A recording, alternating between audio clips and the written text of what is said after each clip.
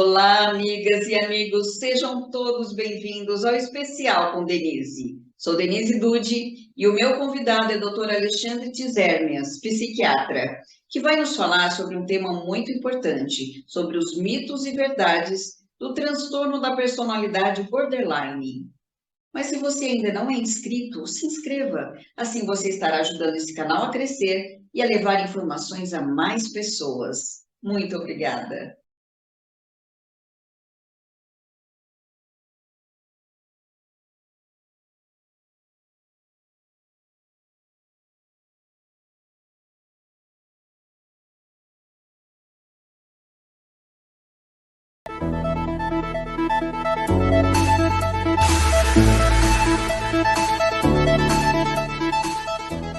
Olá, doutor Alexandre, seja muito bem-vindo.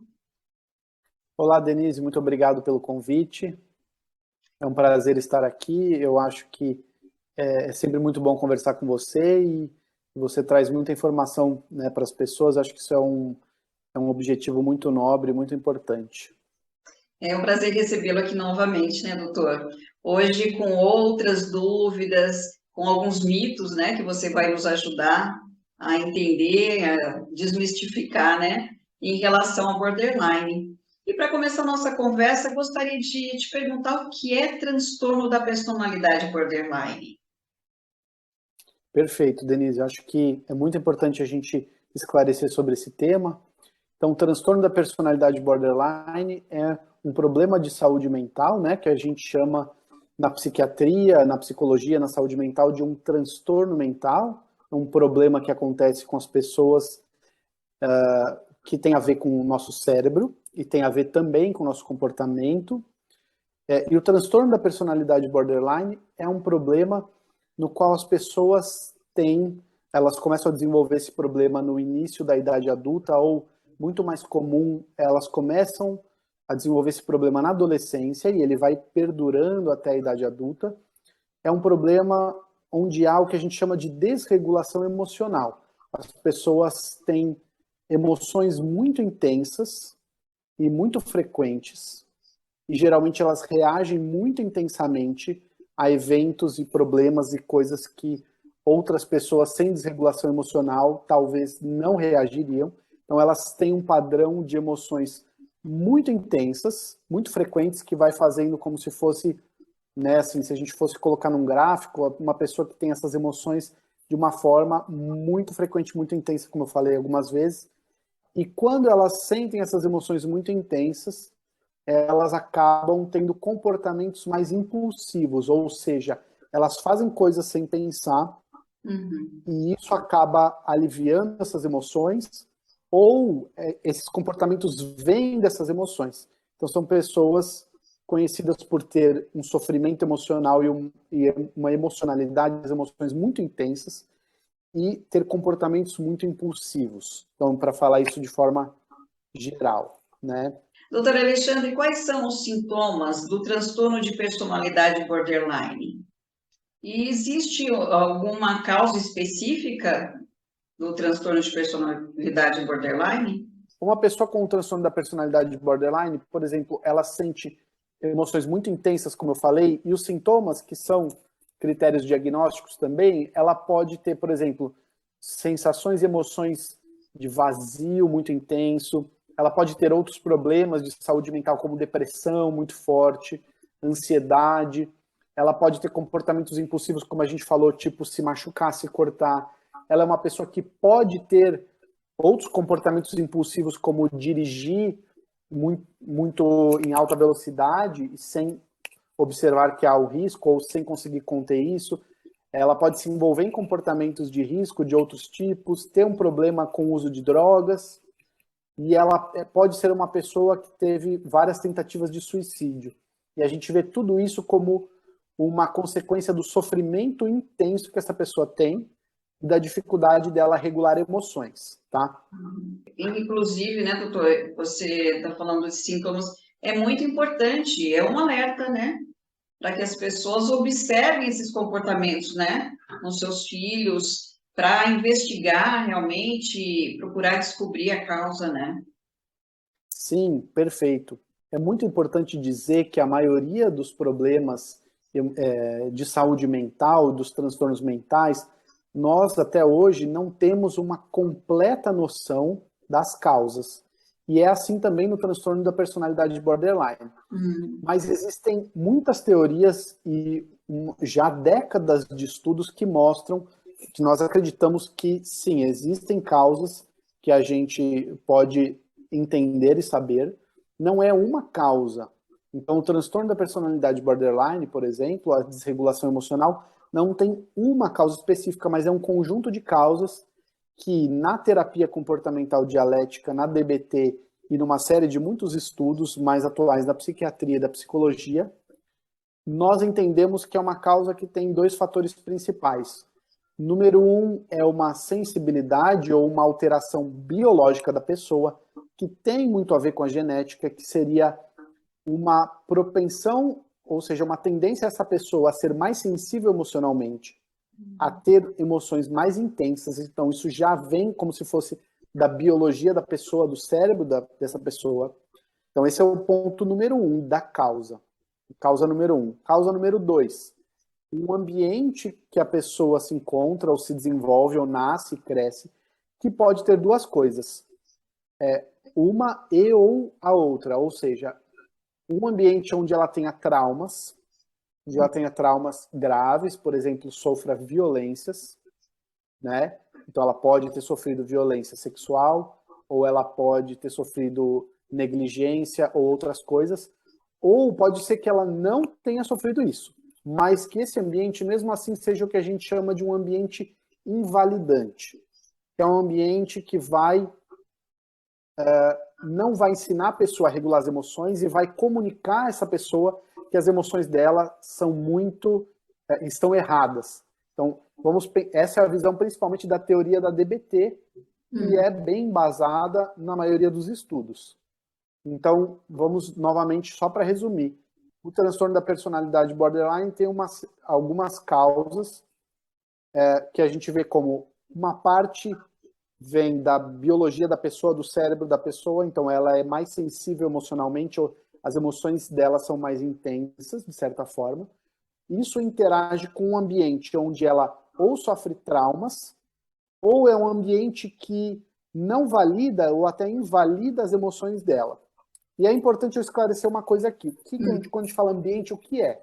Ambiente é a família, a sociedade, a escola, é todo o ambiente externo, entre aspas, da pessoa.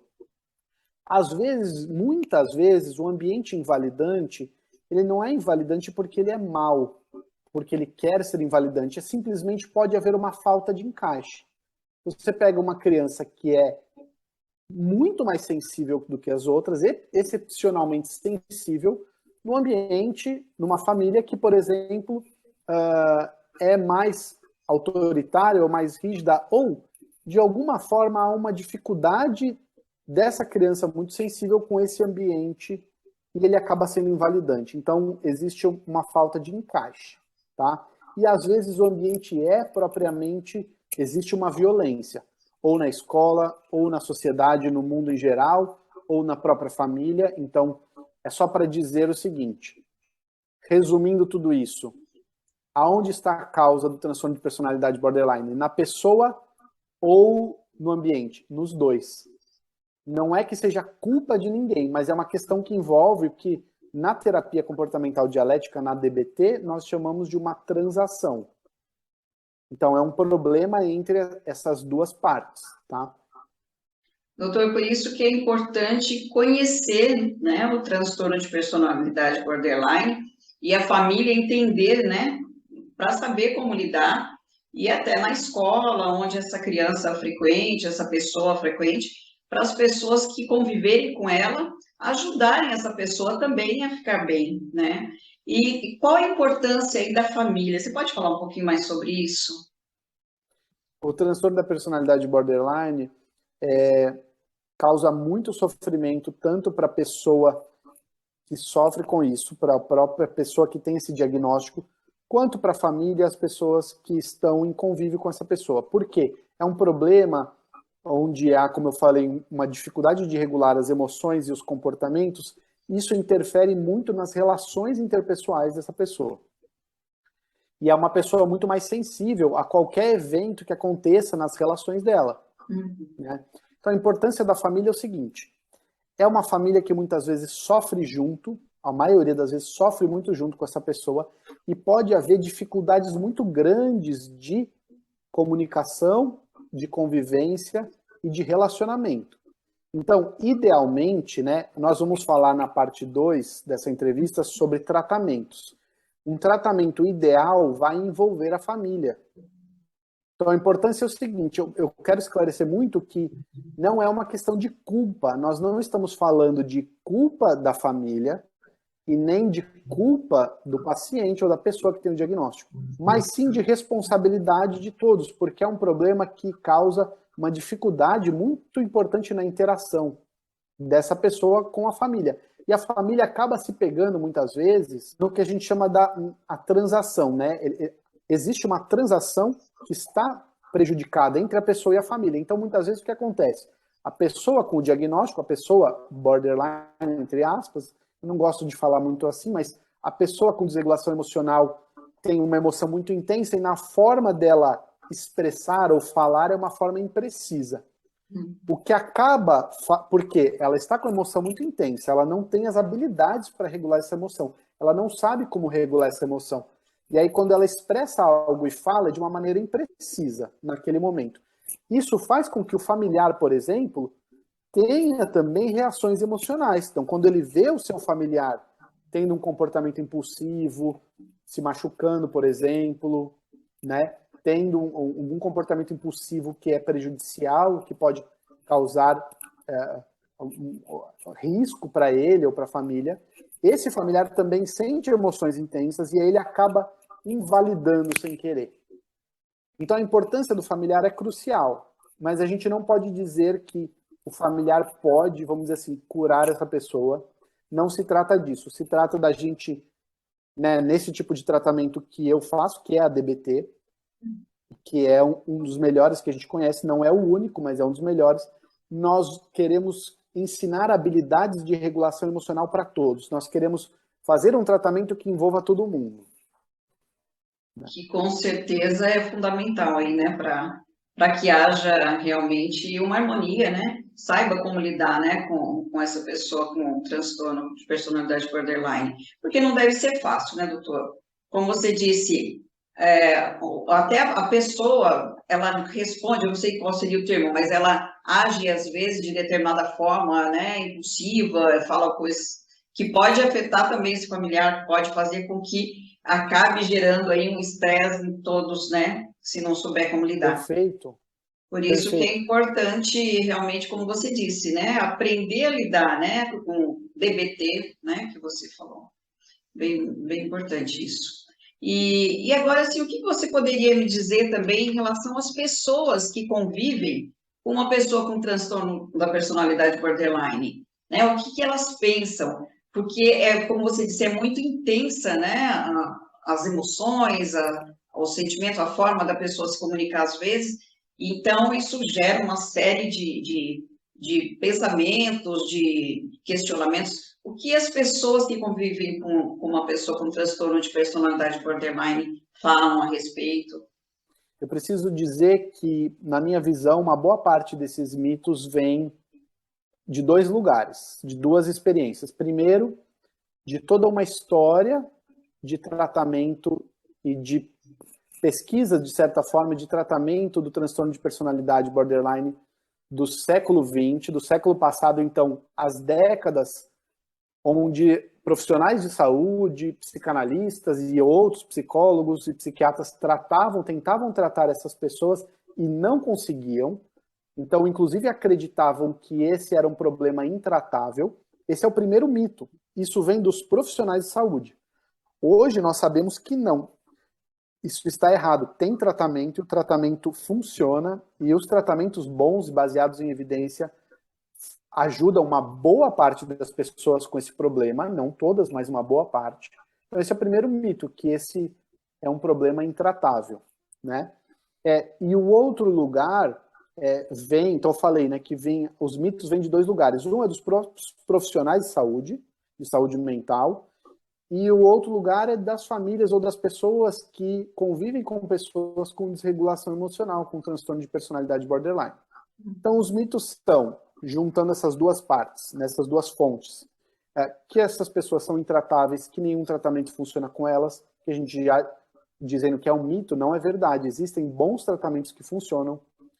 Outros mitos, que a pessoa é manipuladora. Então, quando ela faz esses comportamentos, ela tem um alívio das emoções e o cérebro dela aprendeu a fazer esses comportamentos. Para a pessoa que está do outro lado vivenciando, por exemplo, nossa, meu filho se cortou.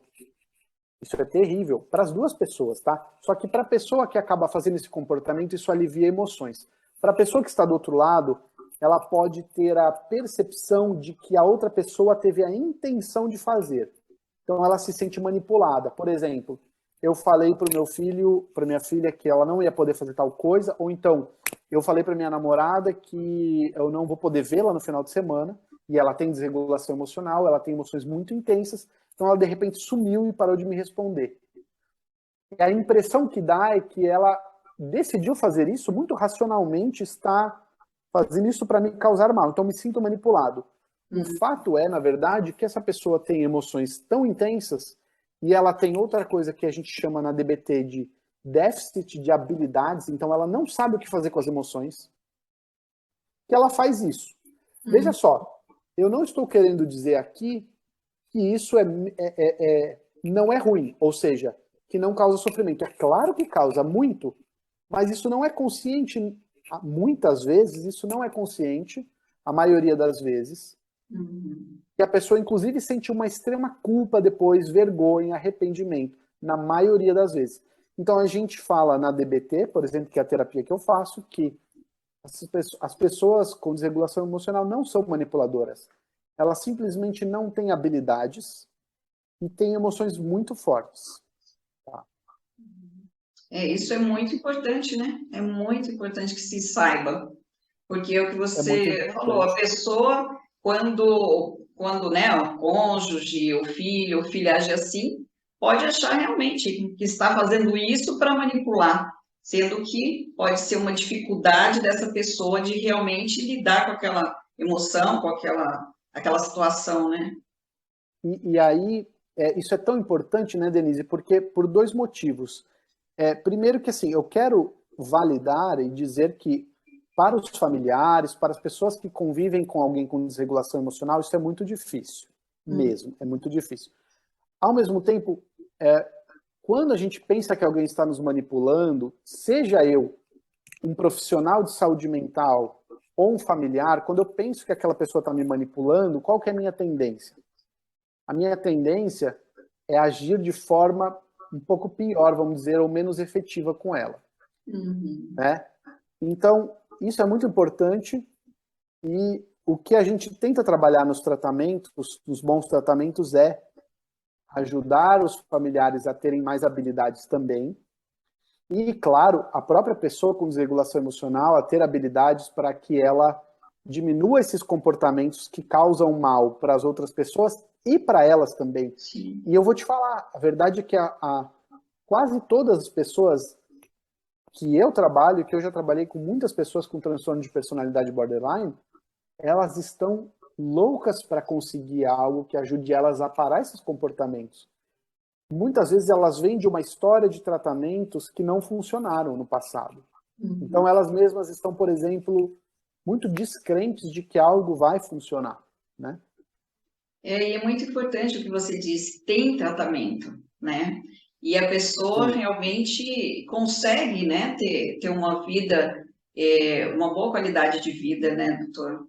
Porque esse mito, né, que não tem tratamento, que muitas pessoas ainda acreditam, né, não tem jeito, não tem tratamento, não tem o que fazer. Não é por aí, né? Que bom que existe tratamento e que você vai nos falar sobre isso, né? No próximo Vou vídeo, sobre os falar, tratamentos, perfeito. sobre tudo que existe para ajudar as pessoas que têm esse transtorno. O que eu acho muito importante, pelo que eu entendo, os tratamentos mais modernos e baseados em evidência, para transtorno da personalidade borderline chegaram no Brasil, estão se desenvolvendo e sendo mais disseminados. E eu trabalho com DBT, mas tem outros, eu vou falar na parte 2. Há pouco tempo, há uma década ou talvez duas, mas o que a gente tem ainda é a maioria dos profissionais de saúde mental não são treinados para tratar esse problema, o transtorno da personalidade borderline. Então, é muito importante que nós, como sociedade, nos mobilizemos para que a gente tenha isso mais disponível, inclusive no SUS, que na verdade é praticamente muito pouco disponível um tratamento especializado. E essas pessoas precisam. Então eu falo isso no intuito de tentar mobilizar, uma coisa que eu já penso há alguns anos, é que o que a gente precisa nessa área, para as pessoas com transtorno de personalidade borderline, que podem ser entre 2% a 3%, ou até mais, 5% ou 6%, dependendo do estudo, do ambiente, ou até mais, das pessoas, é muita gente.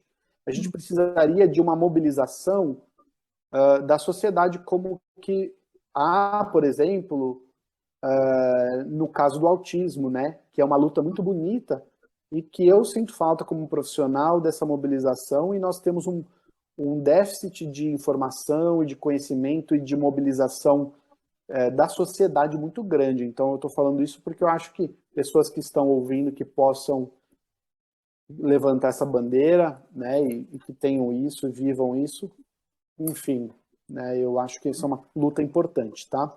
Com certeza, né? Mobilizar as pessoas é a partir do momento que passam a entender, e essa necessidade de informação, né? Essa necessidade realmente de levantar essa bandeira, como você disse, que bacana. E esse é o objetivo do canal, de ajudar na informação, né? Passar a informação para as pessoas, para que realmente comecem a buscar formas de divulgar mais ainda, de levantar essa bandeira, de se unir, né, para poder entender melhor o que é o transtorno de personalidade borderline e começar a buscar realmente mais possibilidades de ajuda e de tratamento, como você disse, até pelo SUS, né? Então, é Perfeito, muito importante. perfeito. Muito obrigada, doutora. É um prazer recebê-lo aqui novamente e vamos aguardar aí a parte 2, realmente, dos tratamentos, que tenho certeza que vai ajudar muita gente. Muito obrigado pelo convite, estou à disposição, Denise. Obrigada, doutor, pela sua presença e vamos aguardar o segundo vídeo com o tratamento para o transtorno de personalidade borderline. Muito obrigada.